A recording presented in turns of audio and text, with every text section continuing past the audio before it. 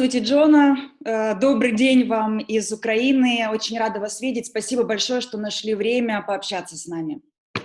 Dear Jono, it's a great pleasure to greet you from Ukraine, and we really appreciate you taking your time and having a talk with us today. Thank you for having me. I'm sorry it's been a little difficult to get in touch with me, but here we are. So thank you. I appreciate it.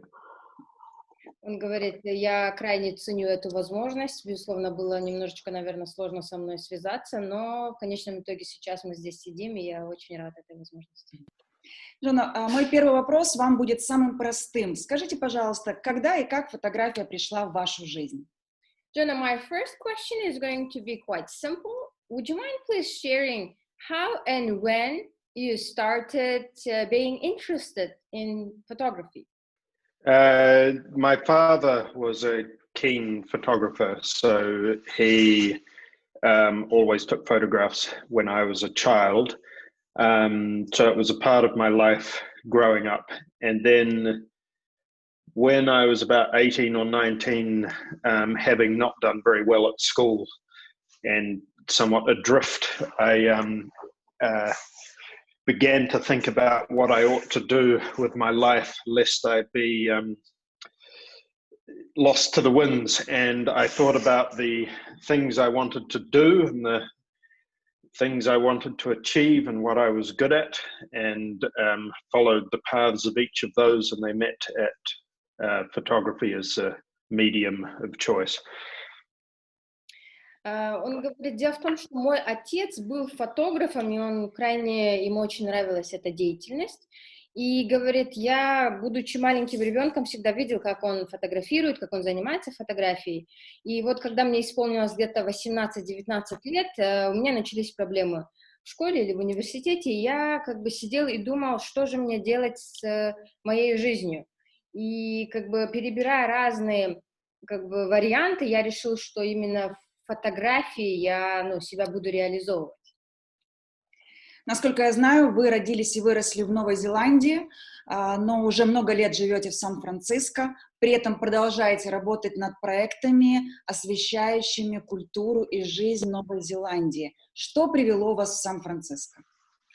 So, dear Jono, as it is known, you were born and raised in New Zealand. However, you've been residing in San Francisco for a long period of time. And even being in San Francisco, you keep on basically doing the projects that would speak about New Zealand, that would represent New Zealand's culture, etc. So the question is, what brought you to San Francisco? So I grew up in the country in New Zealand, and I think I saw the city as everything that I didn't have growing up. It seemed exotic and interesting. So 15 years ago, I moved to New York, bright lights, big city, and I was there for 10 years. I got married there and had a couple of children there, and then moved with my wife 5 years ago to San Francisco. And this is where we currently live. Дело в том, что когда я жил в Новой Зеландии, я родился в пригороде, и для меня Новая Зеландия, то есть как бы я жил в пригороде, и для меня городская жизнь была нечто, было тем, чего не было в моей жизни. И вот таким образом я попал в Нью-Йорк, я там женился, и у нас появились дети, и 5 лет тому назад мы переехали в Сан-Франциско, и сейчас живем здесь. Ваши проекты очень сильно отличаются от многих проектов других фотографов. Почему вы решили через свои фотографии открывать взгляд людям на преступную сторону Новой Зеландии?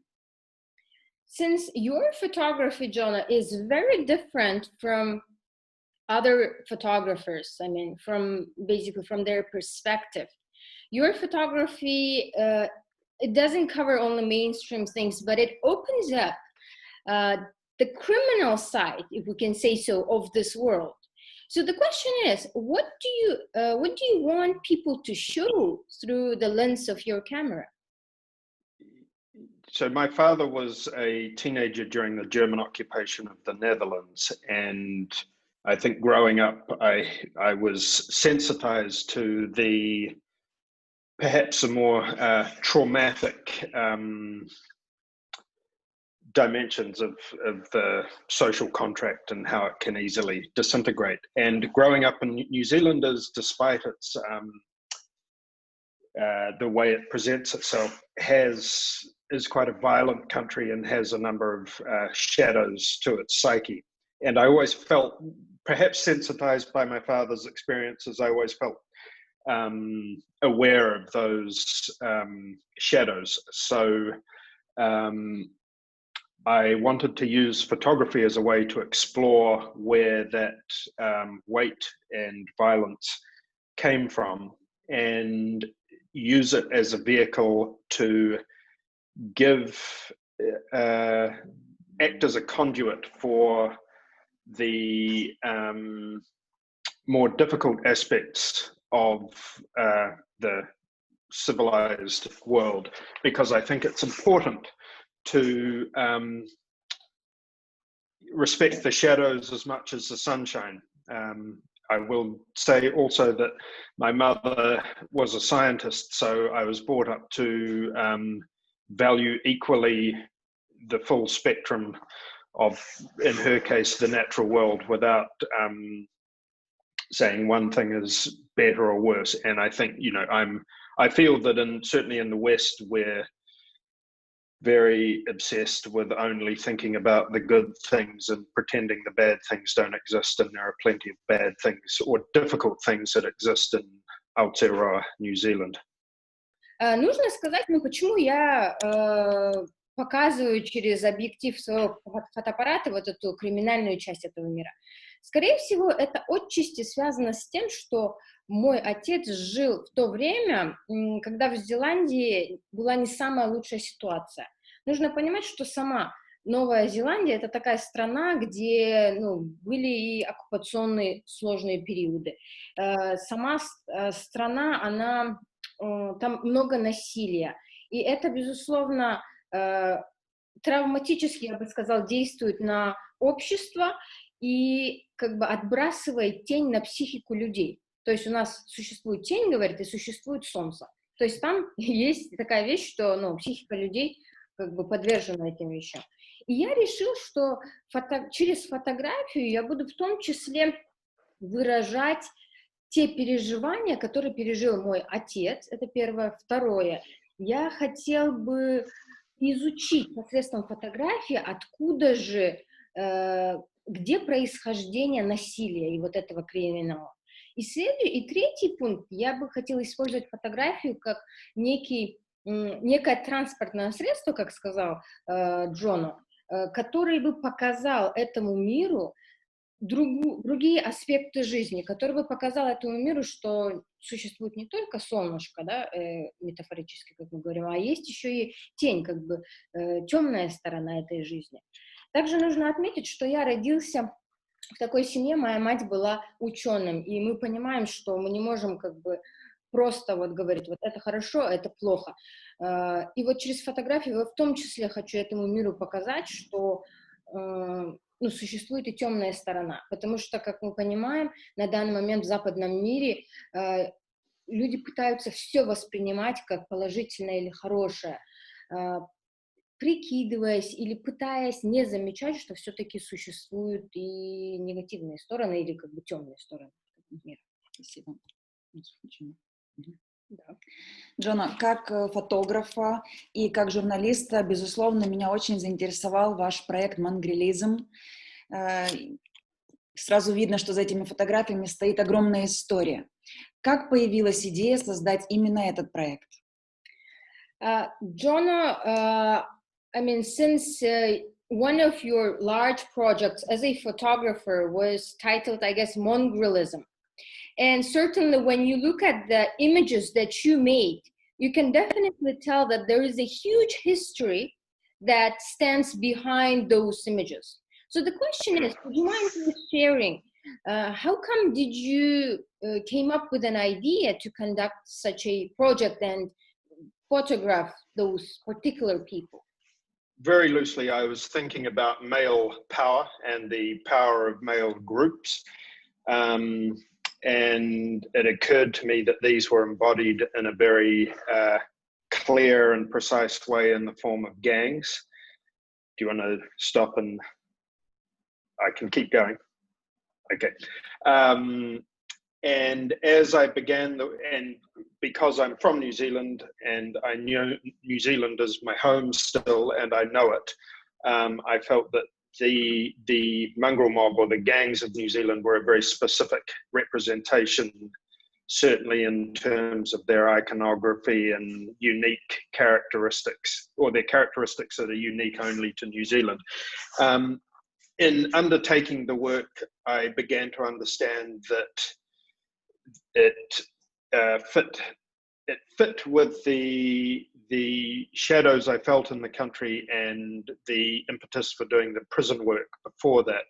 And what they really represent are an outcome, a very specific outcome of the colonial process, and that they're largely Māori, the indigenous people of New Zealand, and they were born in the prisons and boys' homes of the state, where they used to send, or continue to send, Māori at a hugely high rate, and even down to the fact that they're an indigenous people who use swastikas and Nazi iconography, which is born of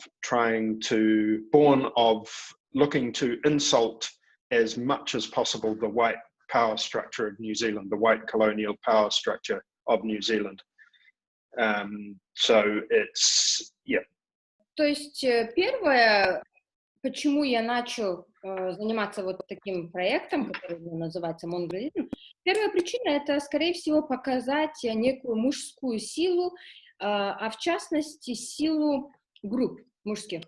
И нужно, конечно, отметить, что в Новой Зеландии это является моим домом. Именно монгрелы, они являются крайне специфической группой.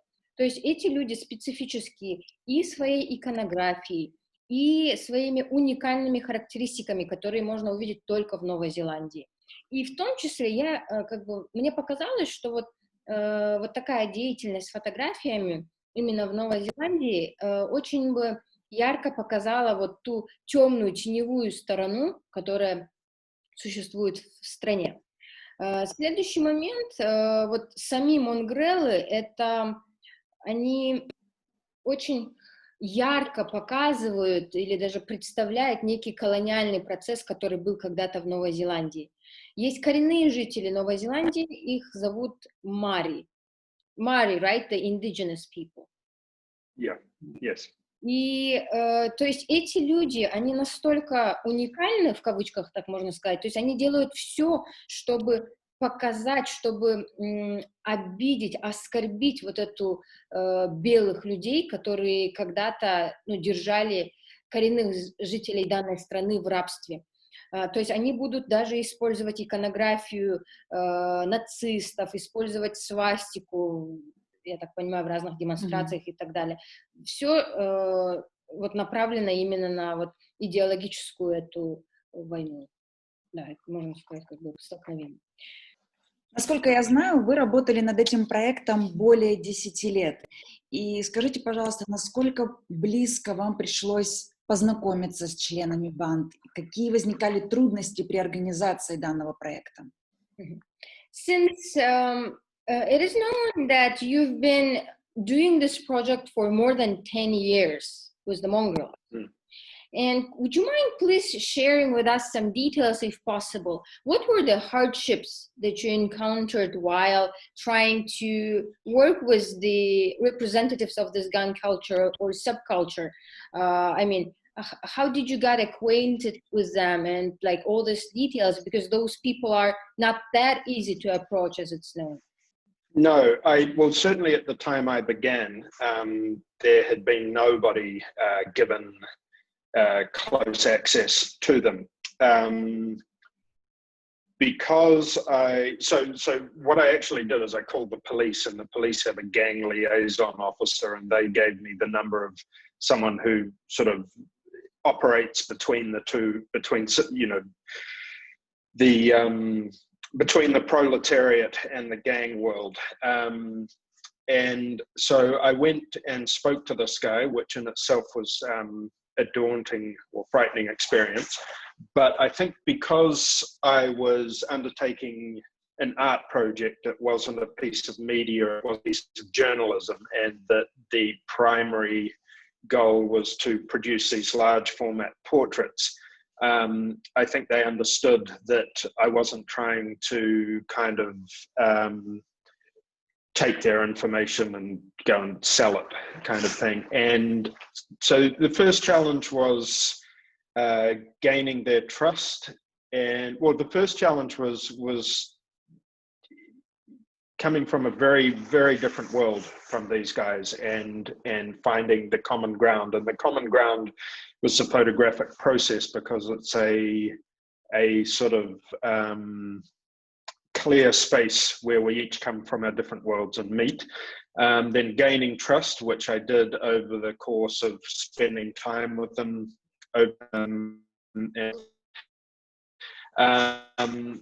Initially, I did some portraits in the studio, but ultimately went to their houses and shot in their light and their towns and their houses and their gang pads, because it had the breadth of their place.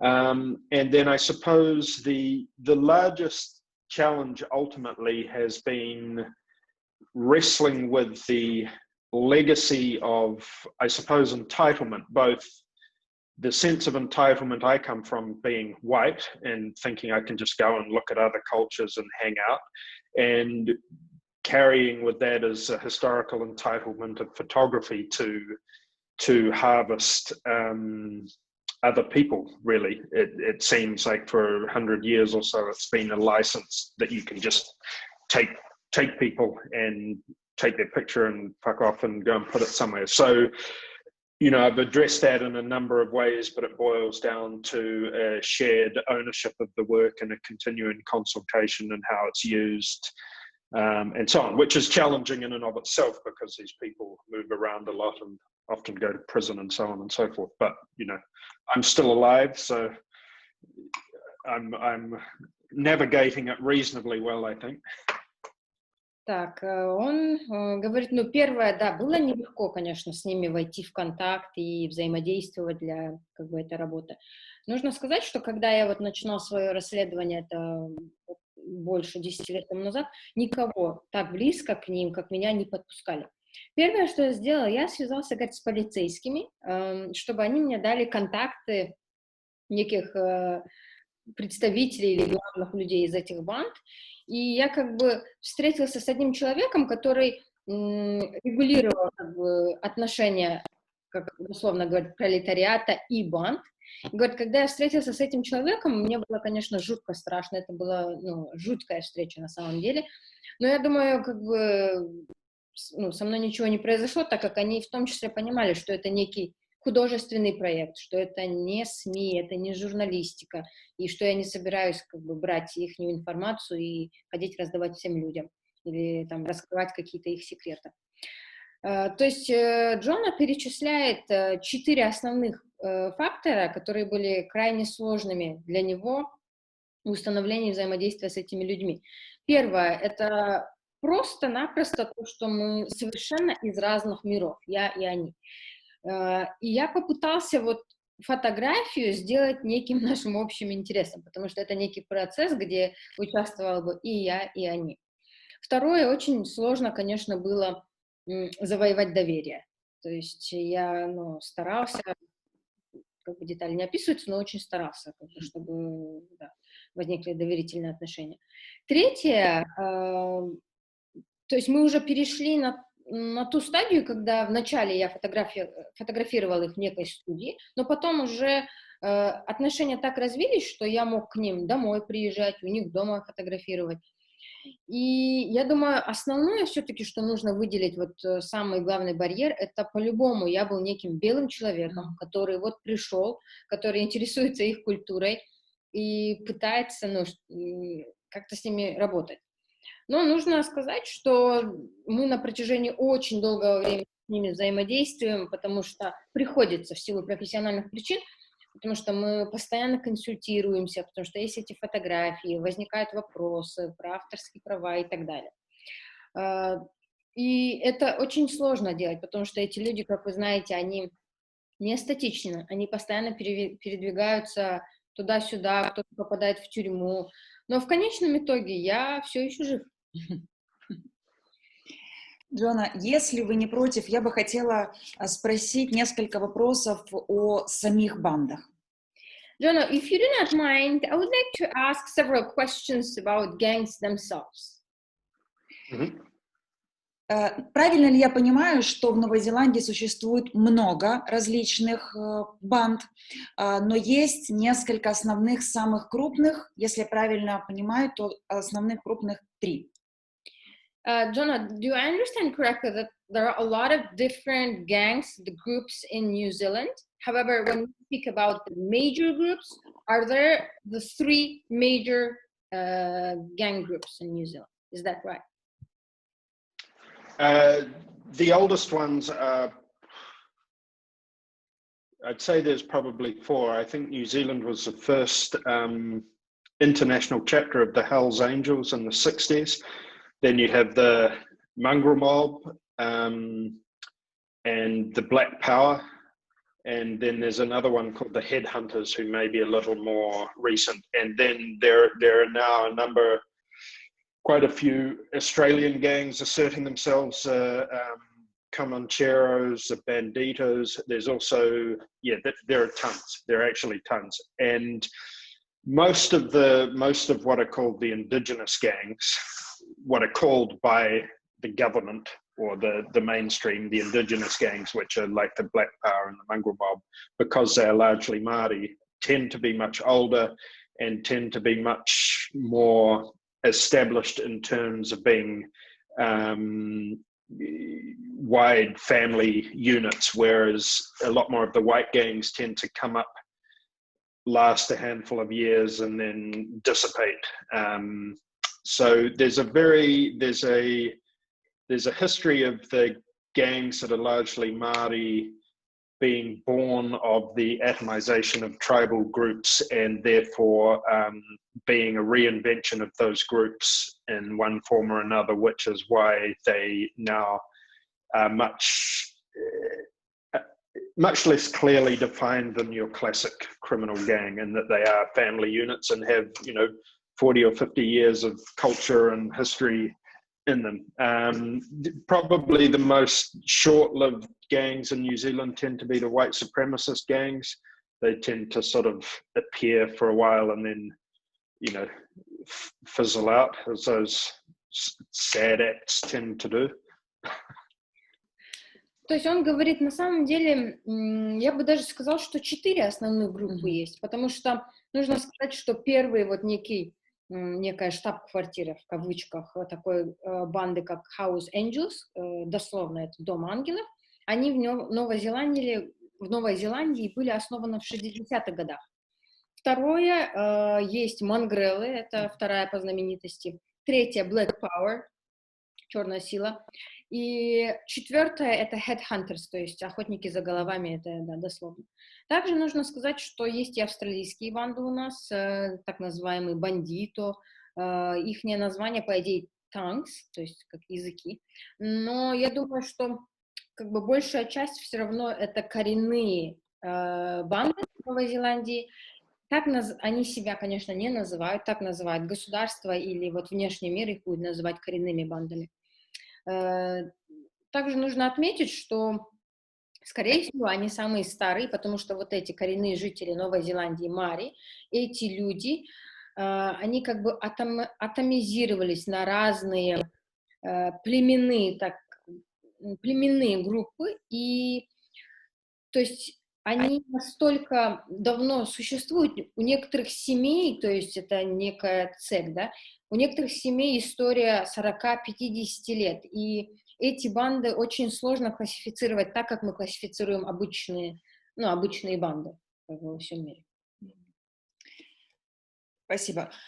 Джона, а если взять 4 основные банды из Новой Зеландии. Могли бы вы сказать, чем они отличаются между собой? Есть ли какие-то основные яркие отличительные черты? Thank you, Jono. If we are looking at these four major gangs in New Zealand that you have listed, House of Angels, Mongrels, Black Power, Headhunters, would you mind please sharing what are the main differences among these gangs?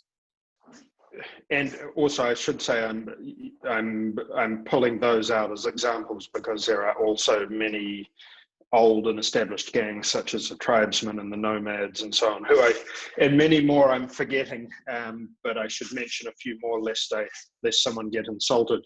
The differences between the gangs, look, I wouldn't feel confident in discussing that because I don't know well enough. I mean, I have my impressions, but my primary relationship is with the Mongrel Mob, more as a people than really fundamentally as a gang. But I know, for example, I think the Headhunters are, more sort of business, and a lot of the Australian gangs are more business oriented in terms of drugs and weapons and prostitution is my impression. I can't say for sure. Whereas the Black Power and the Mongrel Mob, it's, that is an aspect of their practice, born of where they come from and the structure of society, but they also look after people and so on and so forth. But New Zealand has a large prison population. I think it's the second highest rate of incarceration in the OECD after the United States. So it's the gangs were born in the prison and function within that space also. So they work in the they deal with the criminal stuff. That's the terrain they inhabit as far as their practice, but then it's also, there's a lot of family orientation, and also I've seen quite extraordinary development within generations within the gang structure, because especially for gangs like the Mongrel Mob, when they came about and 40 or 50 years ago, things were very, very rough for some of those young guys who'd been put in boys' homes and beaten and buggered from a young age and then put in prison and so on. So the actions they took as a response to that were pretty brutal, and there continue to be brutal actions also. So it's a pretty complex world, the gang world, and very interwoven into New Zealand society. Я, конечно, перечислила вам крупные банды как пример. Безусловно, существуют и другие банды, которые важны. Просто мне не очень удобно говорить про них, потому что я плохо знаю о них. Я больше знаю о Монгрелах, об этой банде. Что могу сказать? Опять же, это моя субъективная точка зрения из того, что я видел. Я считаю, что банда, например, Headhunterы, они больше направлены на бизнес, на оружие, на проституцию. А например, Монгрелы и Black Power, они больше именно на насилии, то есть они занимаются тем, чем гангстеры бы занимались. И нужно понимать, что в Новой Зеландии это, скорее всего, страна, где очень большая часть населения является криминальной. Насколько я знаю, по статистике, это на втором месте данная страна стоит по количеству вообще преступников. Когда речь идет, например, о Монгрелах, и не только вообще про банды, которые в Новой Зеландии, то есть эти банды чаще всего берут свое происхождение, они рождаются именно в тюрьмах. То есть, например, Монгрелы, то есть они существовали 40-50 лет, и с ними очень плохо поступали, то есть они попадали в тюрьмы, к ним очень плохо относились, и в том числе та деятельность, которой они занимаются на сегодняшний день, это в том числе как некая месть, некий ответ тому, что с ними делали. И да, они крайне жестокие банды. Скажите, пожалуйста, удалось ли вам понять, есть ли какая-то структура в этих бандах, ну, то есть иерархия, или они все равны, нет главных, подчиненных, или все-таки есть? Would you mind please telling if you did succeed of understanding a bit about their structure? Do these gangs have a certain structure, a hierarchy? Does every gang has like the leader, or is it more, less maybe organized as we would think of the crime? Yes, they're very hierarchical, and they have leaders. I think Mongrel Mob, for example, is similar to traditional tribal structure in that you have your chiefs and you have your various tribes in the form of chapters, which you have regional chapters and different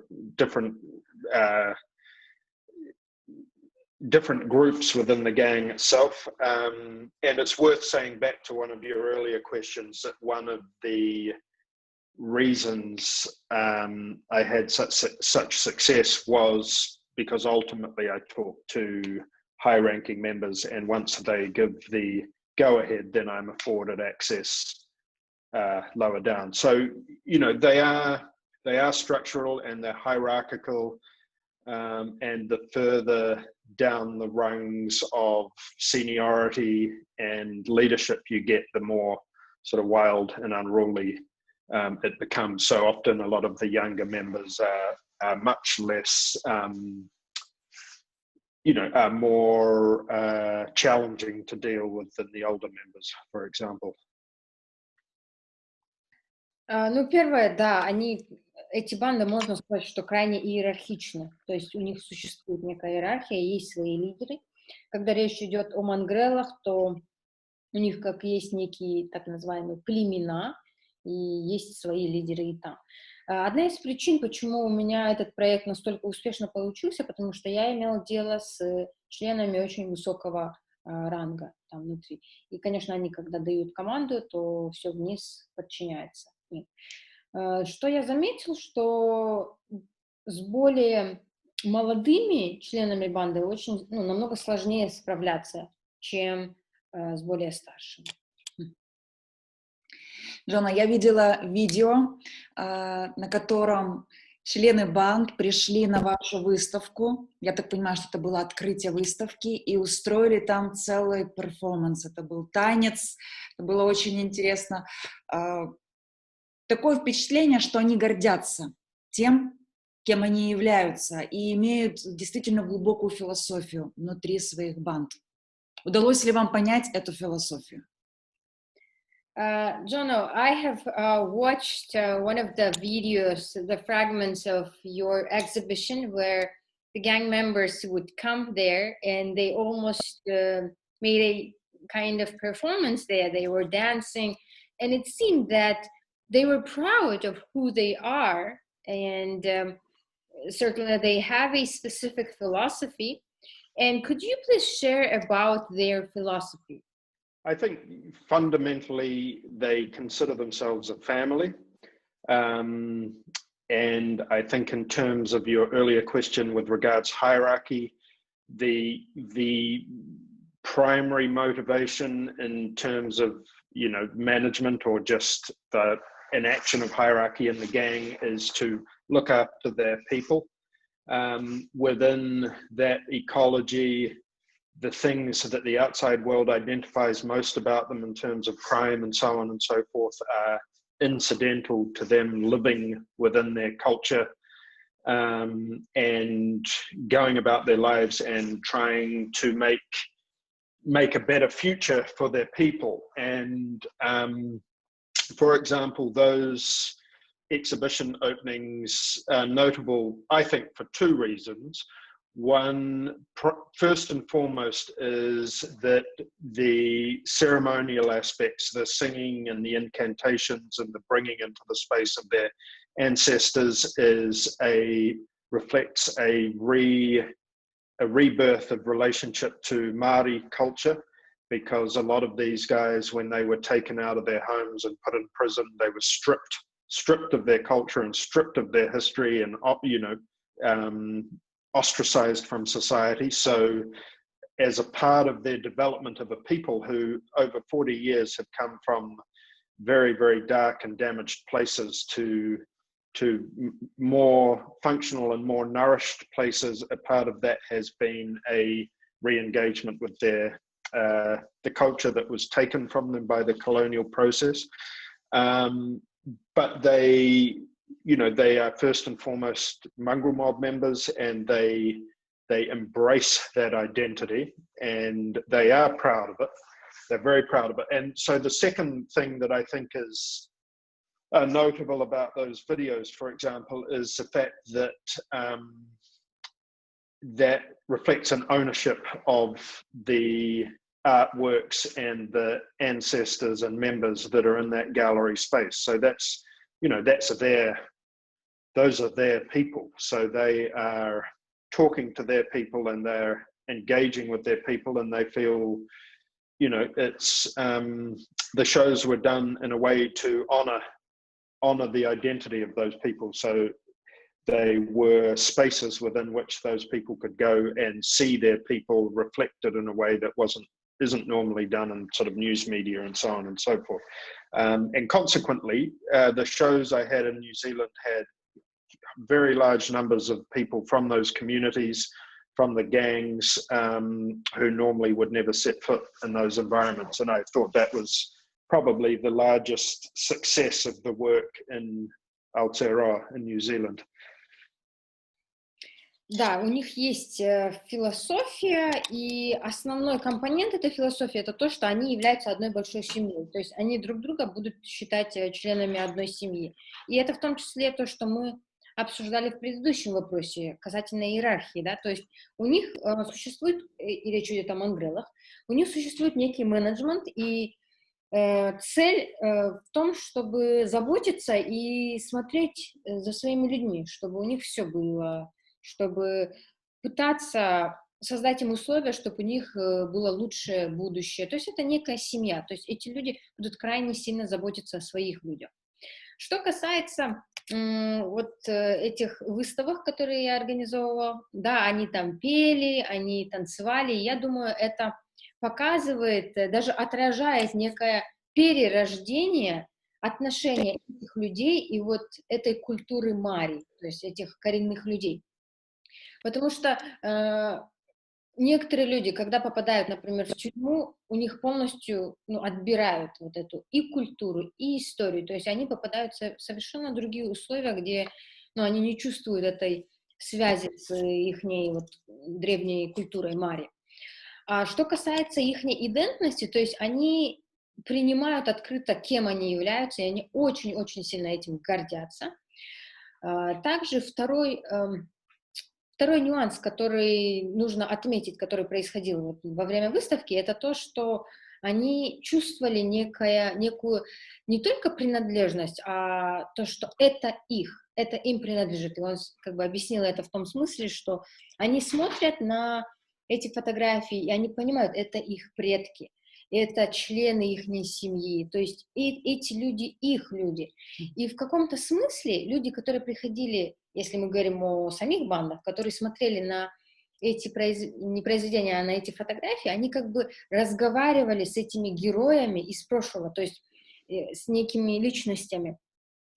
И самое главное, что я думаю, самый большой успех, которого я добился, это то, что очень большое количество людей, относительно большое количество из Новой Зеландии, которые бы никогда не связались бы с этой субкультурой, или бы никогда бы не пошли в их территории, они пришли смотреть эту выставку. Джоно, а сами члены банд, они кем себя считают? Считают ли они себя опасными преступниками и злодеями, или они считают, что у них какая-то есть высшая цель, миссия? Как они сами к этому относятся и кем себя считают? Jono, so when we are speaking about the members themselves, since we have mentioned that they accept who they are, they're very proud of this. Could you please tell, who do they think of themselves? Do they think of themselves as somebody who is violent and this is it? Or do they have a mission which is higher than just being violent? Violence is a significant part of their history, and largely born of the violence that was visited on many members when they were children and locked up and so on, violence from the state, and their response was to return that violence tenfold. Certainly that has been a past attitude, and still an attitude, I imagine, with some members to this day. But I think overall, when members have lived beyond being young men, and many of them die, they understand that they don't want their children to have the same experiences that they have had, and they I've seen inspirational wisdom born of living in terrible circumstances and perhaps doing bad things. And when that wisdom has been hard won at the gaping wound of life, then I think it has a resonance that you don't see in mainstream society. So yes, the violence is an unavoidable part of the world they live in, but also a very keenly considered and hard-won practical inspiration to enact betterment of the future generations of their people. So that, you know, and that's I've seen in certain members, I've seen that as a, you know, as something that they've been called to do by the universe. And, you know, there are leaders who I've known who have given their lives to make the future better for their people. You know, certain leaders who could have had a lot of money and a lot of, you know, luxury and riches and so on and so forth, who have lived incredibly humbly, so that every iota of their energy goes towards trying to make things better for their people. And it's challenging because their history is very difficult, personally and as a group. May I ask one clarification, please? I mean, in a nutshell, it's trying to make a better future through the violence, the better future for the other generations, for the younger people, right? No, I think the violence is the part of the language of coming from that part of society. So while some members embrace violence, they also kind of don't have a choice, because that's how things happen where those people come from. So it's incidental to where they live and how they interact. And so, yes, maybe sometimes they utilize violent acts to help them get along better, but I don't think there's a fundamental philosophy to be violent to better their people. The violence is just part of the language of where they come from. But the betterment of their people is the vision that they do things the way they do. Not all of them. Some of them are just criminals, but you know, they're the people I've developed relationships with and respect. You know, although they go about things in a different way than I would, it is towards a worthy goal. Ну, первое, что нужно сказать, что они, то есть для них насилие, то есть является очень как бы важной частью их жизни. Ну, по разным причинам так получилось.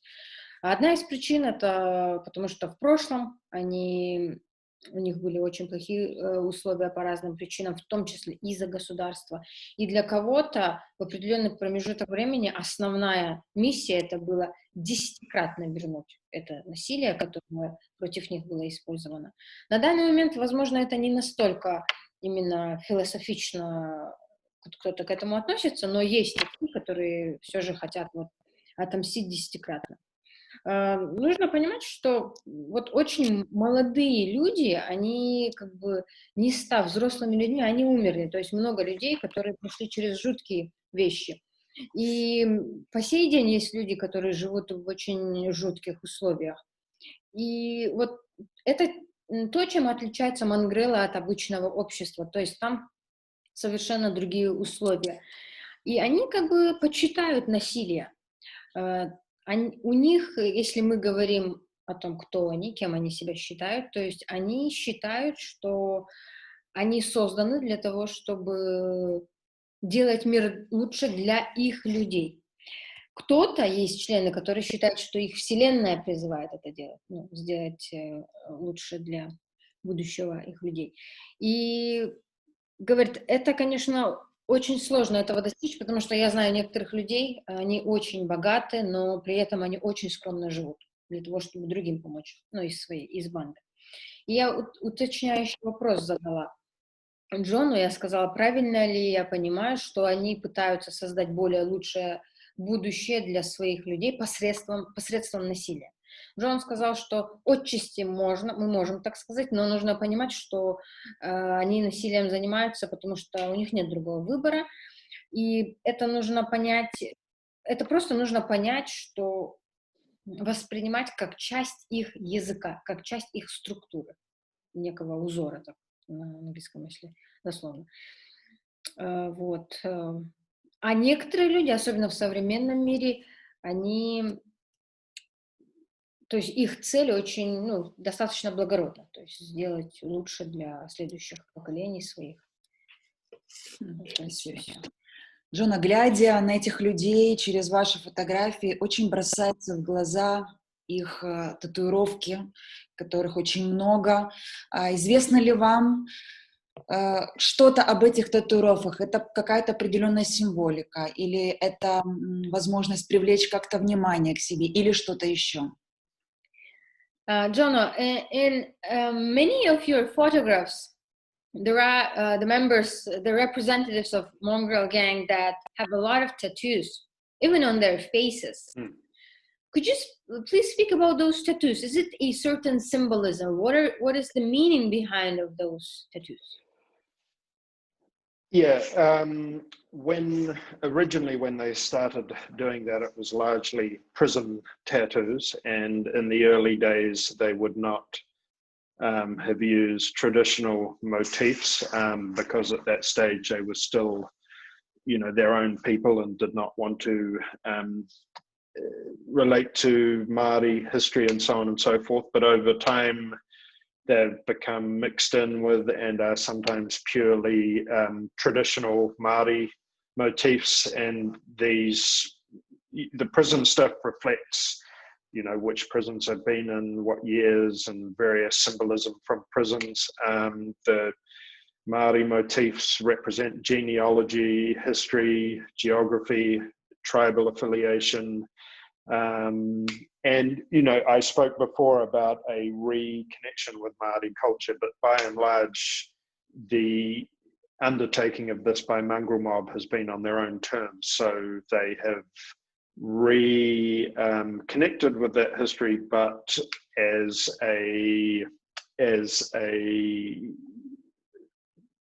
from what I've seen, as the best structural vehicle and protocol that mirrors how they go about their lives also. So the prisons are a reflection of that too. And you get various iterations, some people just have big words now, some people have more Māori stuff, and it depends on the individual member. And, a lot of the old guys grumble that a lot of the younger guys with facial tattoos haven't earned it. And, they believe that you had to undergo challenges in order to earn those tattoos. for example, whatever the nature of perhaps your criminal acts or the amount of time you spent in prison or something like that. So, there's a web of meaning that surround the various iterations of the facial tattoos. But, and fundamentally it's a way of responding, or perhaps was born as a way of responding to the state when the state and the police take you and they strip you of everything. They can't strip you of your skin. So it's a way of owning identity when you have nothing else also. Большая часть татуировок, они происходят из тюрьмы, так можно сказать. Тот человек сидел в тюрьме, и он на своем лице с помощью татуировок показывает, по сути, за какие там преступления его посадили, например, сколько лет он сидел. Также татуировки могут выражать некие традиционные мотивы. Есть и символическая сторона. Некоторые татуировки показывают генеалогию человека, предков, кто у него был до этого. Они могут показывать на географию культуры Мары, историю, либо же принадлежность к конкретному этому племени. То есть, помните, говорит, я вам рассказывала о том, что они снова возрождаются с их историей, то есть воссоединяются. То есть это та вещь, которая позволяет им при себе иметь то значение, которое для них важно. Но я слышала, как, например, некоторые старшие члены группы недовольство выражали к тем молодым людям, которые накалывают себе татуировки, о том, что татуировку нужно заслужить. И, понятно, любую татуировку ты не можешь себе наколоть. Также я, говорит, отмечу, что отчасти татуировки для них это некая реакция или некий ответ государственным структурам, потому что когда вас задерживают правоохранительные органы, то с вас полностью вас догола разденут, у вас не останется ничего. Но татуировка — это единственное, что с ними остается, то есть это то, что их идентичность как-то сохраняет. Потому что, если ничего нет, то хотя бы татуировка есть на лице. Джона, если вы не против, еще буквально несколько вопросов. Jono, if you don't mind, just several questions. Okay. Yes. Not many. Спасибо. Thank you. Джона, насколько я знаю, что практически все или все члены банд также являются мотоциклистами, байкерами.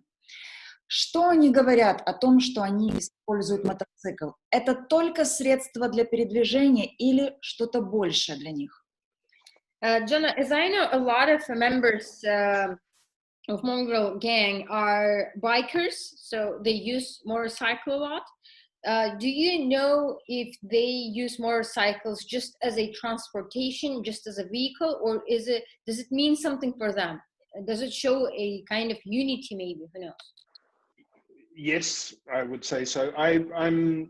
It's been there've been more motorcycles in recent years. Most of the members I dealt with weren't motorcycle riders, so I can't really speak to what the deeper meaning is. I think also they just like loud, powerful machines. Historically, the Mongrel Mob's traditional war wagon was a V8 Ford, and you often get guys with V8 tattooed on their faces and so on and so forth. But there are increasingly larger numbers of motorcycles, mainly Harleys, and I think they fit these guys. They're generally pretty big dudes, and so they're like a big heavy motorbike. But yeah, I mean, I'm sure there are various iterations of more profound spiritual connection to steel and machinery, but I haven't had huge dealings with the biker aspects of it. Just one clarification, if you don't mind. You said that a historical war machine, if you can say so, of Mongrel was V8 Ford. Is it a type of transportation? Yes. Question as such. Okay. It's a classic American Ford, Ford, from like the sort of 50s, 60s with the V8. Okay. You know, and I guess it's the Harleys have a similar kind of rumbling, resonant, taking tectonic quality as well. So, you know, The friction. That's another aspect. Yeah. Thank you. Он говорит, ну, первое, что нужно сказать, что за последние годы очень просто стало очень много мотоциклов и людей, вот, гангстеров, которые ездят. Я, честно говоря, не знаю, есть ли у них какие-то другие связи духовные с мотоциклом, со сталью, с железом, с машиной. Я потому что этот вопрос детально не изучал, но я знаю, что очень много, да, мотоциклистов, этих гангстеров. Одной из причин, во-первых, они, думаю, очень любят вот очень крупную и вот громкую машину, потому что исторически у монгрелов, у них основной вид транспорта это был V84, некий транспорт. Я уточнила, он говорит, это да, это классический американский Ford 50-х, 60-х годов, у которого, насколько я поняла, ну, звук был такой, как у мотоцикла, похож на него. И, говорит, возможно, из-за этого, и даже многие монгрелы на своих лицах татуируют эту марку, этот транспорт V84. И сами эти гангстеры чаще всего очень крупные парни, и, наверное, вот нравится на мотоциклах ездить. Джона, скажите, пожалуйста, существуют ли в этих бандах какие-то философские книги, какая-то литература? Занимаются ли они чем-то подобным? Jono, do you know if these gangs, if they have a philosophical literature inside of the gang? Do they have a preference that to read something, or maybe something that they have to read to be a member? They're not big readers. I think they're in terms of artifacts of language, it is largely spoken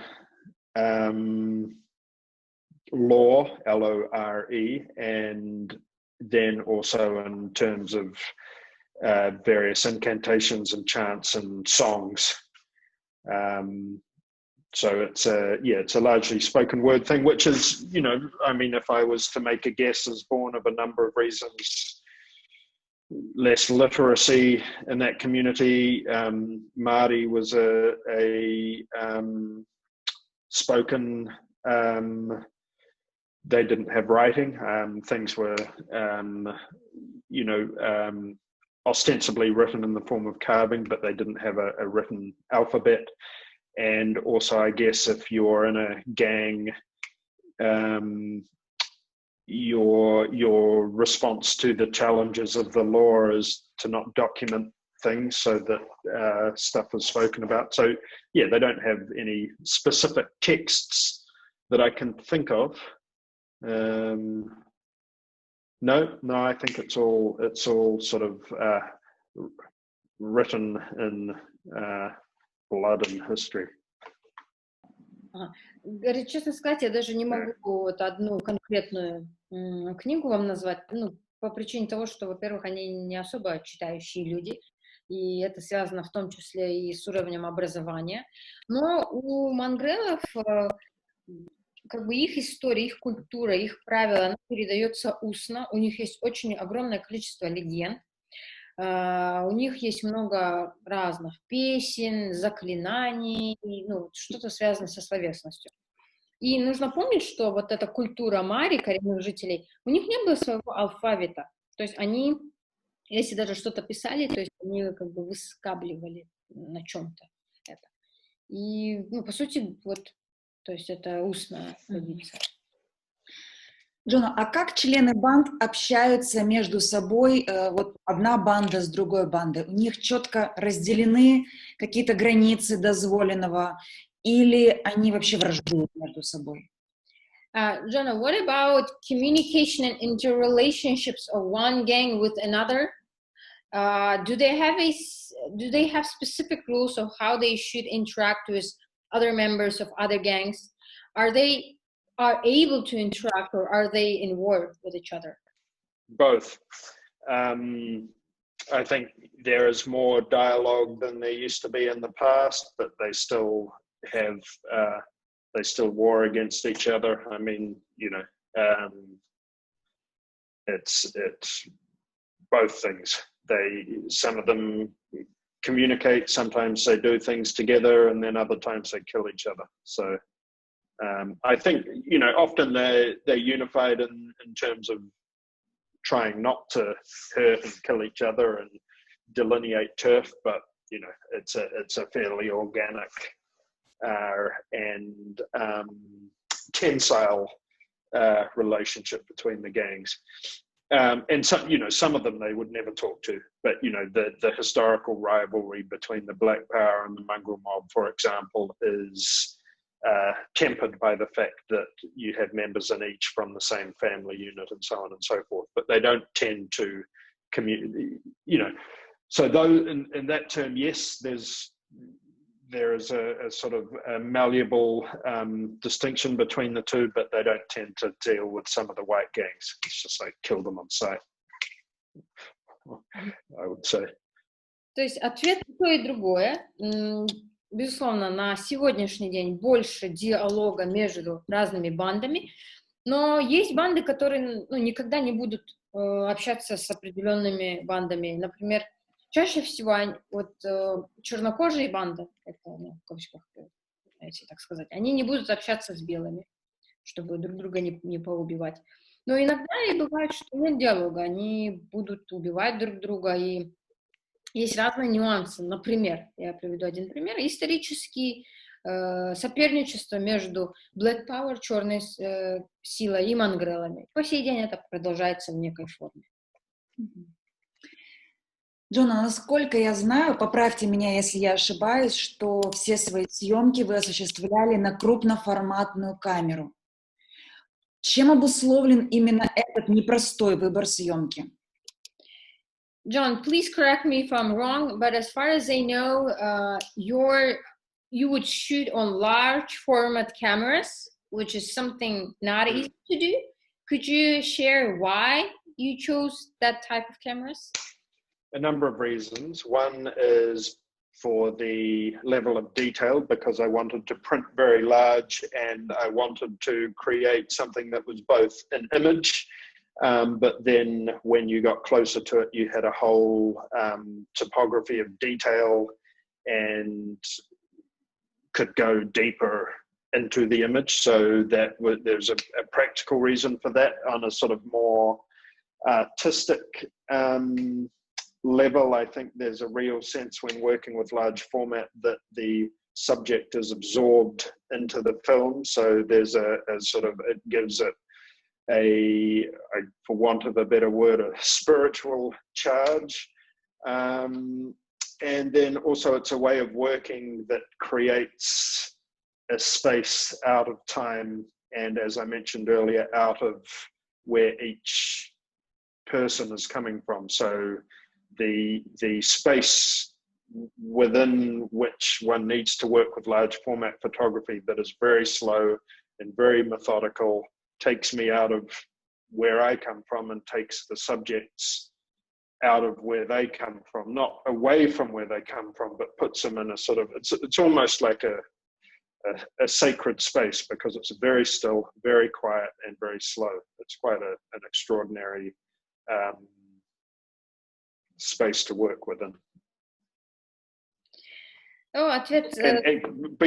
And all the works are made to be very large prints, so that was, you know, that's all that comes together. Sorry. Ну, первое, это из-за размера, потому что это большие работы, большие фотографии. При печати, конечно, это не так легко, но мне кажется, что когда вот большие фотографии получаются, это некий другой, следующий уровень, некий художественный уровень, потому что вот это пространство, оно позволяет, если хотите, получить некий духовный заряд. потому что вы видите некий объем из времени, вы видите объем, откуда идет эта фотография или люди, которые на фотографии. И одно из самых важных — это то, что сам процесс, он очень для меня важен. Во-первых, это очень медленно, это очень методично, и нужно человек совсем другой, то есть нужно его как-то так выстроить на правильную позицию. И само место, где мы снимаем, оно, я вам скажу, похоже на святое место. Оно тихое, оно медленное, и это неповторимые некие ощущения, именно этот процесс. И сам, насколько я поняла, Джона, он все фотографии снимает на крупный план. И последний вопрос, Джона, на сегодня. Как вы считаете, можно ли с помощью фотографий изменить что-то в этом мире? Или фотография — это лишь инструмент, чтобы привлечь внимание к какой-то проблеме? And the last question, Jono, for today. Do you think that by means of a photography, it is possible to change something in this world? Or is photography is just a tool that would allow to turn people's attention to something? Yes, to answer, I mean, obviously to the second part, and that yes, photography turns people's attentions to things. But, you know, my experience, and yes, to the first part of your question, which is more important, my experience with this work, especially in Aotearoa in New Zealand, was the way in which it changed the conversation people were having about these people, because historically they've always only been spoken about in the media in a sort of cartoon way, and these works spurred a dialogue in which people spoke more openly about how their relatives are in the gangs, members in their community are in the gangs, and as I said, large portions of the community within which the gangs operate went to the exhibitions, which made the gallery a much more accessible space than just for white middle class gallery goers. And I think that's a really important potential for art to be a space that all members of society can go to. You know, for example, many of the people I've photographed have since died, and the photographs are on gravestones, so they are now an artifact. They're woven back into the history of the community. And, you know, when I first showed the work in New Zealand, there was a huge public outcry because one of the guys whose portrait I was showing was going to go up for trial for murder at around the same time. And the family of the kid who was murdered requested that I remove the picture from the exhibition, and I met with the father and we spoke at length, and I ultimately elected to keep the work up because it would have been compromising the integrity and the honesty of the work to have removed it, because especially in New Zealand, a part of the work relates to the fact that these people exist. But consequently, the father came from a place of great anger and found a space of forgiveness. And I'm not saying because of my work or because of me, but something in the focus that came to the work brought him to a point where he evolved his thinking. And, you know, since I've shown that work in New Zealand, the conversation about gangs and the history that has caused them to exist and the history that they've experienced has become much more spoken about. So, you know, I'm not suggesting that I'm responsible for that, but what the work I did played a part in a dialogue that was more understanding of where these people come from and why they exist. То есть ответ на ваш вопрос, на первую И на обе части вопроса, по сути, да. Конечно, фотография — это некий инструмент, который позволяет привлечь внимание людей на конкретную вещь, на конкретную проблему или на что угодно. Но вот я на примере своей деятельности, вот с фотографированием представителей этих банд расскажу. Во-первых, когда появился этот проект, эти фотографии, больше людей стало знать, что они существуют, это раз. Второе, и внутри как бы банд они начали больше говорить об истории, и люди извне стали говорить больше об истории происхождения этих банд. К примеру, один из людей, который на фотографии, он умер, и сейчас эту фотографию используют на его могиле, и эта фотография стала артефактом уже. Также, например, был один очень такой тяжелый случай в Новой Зеландии, когда произошла эта выставка фотографий, и примерно в этот же момент один из членов, который был на фотографии, он как раз, у него были судебные разбирательства по поводу того, что он совершил человекоубийство, и семья этого убитого мальчика, они начали, конечно, негодовать и просить, чтобы я убрал эту фотографию этого гангстера, так как он убийца-гангстер. Приехал ко мне отец этого убитого мальчика и просил убрать. Но я приняла решение, что я этого не буду делать, потому что это,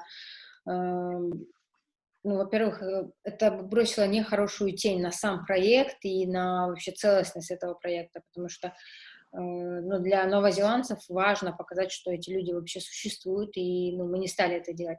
И очень удивительно, этот отец мальчика, у него, конечно, было очень сложное прошлое, но вот эта ситуация, он в конце концов ее принял, и она позволила ему немножко даже поменять свое мышление на определенные вещи, свой взгляд.